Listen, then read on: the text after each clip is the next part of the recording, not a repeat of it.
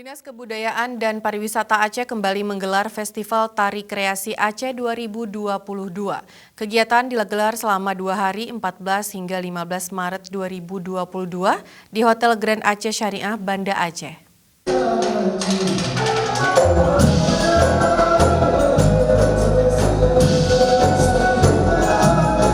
Festival Tari Kreasi Aceh 2022 yang digelar Dinas Kebudayaan dan Pariwisata Aceh ini mengangkat tema kearifan lahirnya seni Aceh yang berhikmah. Festival diikuti oleh 9 grup sangkar komunitas seni dari berbagai kabupaten kota di Aceh, di antaranya dari Langsa, Lok Semawe, Pidia, Melabu, dan Banda Aceh. Masing-masing grup peserta festival tari kreasi dalam satu tim maksimal 15 orang.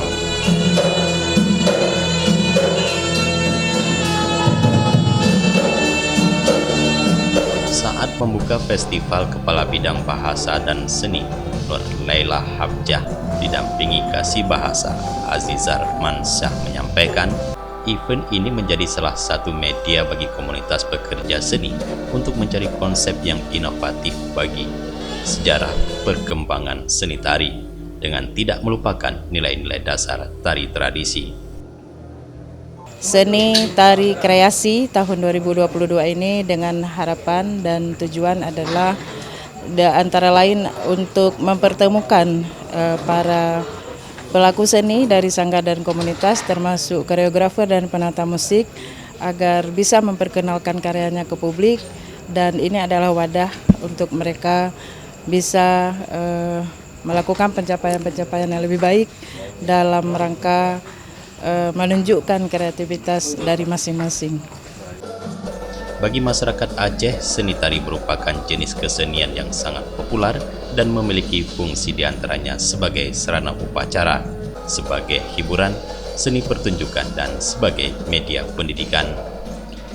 Dari masing-masing fungsi tarian mempunyai ciri ataupun khas masing-masing. Karena itu setiap gerakan tari di dalamnya terdapat filosofi dan makna tersendiri. Pada malam pertama penyelenggaraan festival menampilkan 4 grup tari. Festival dilaksanakan dengan penerapan protokol kesehatan secara ketat.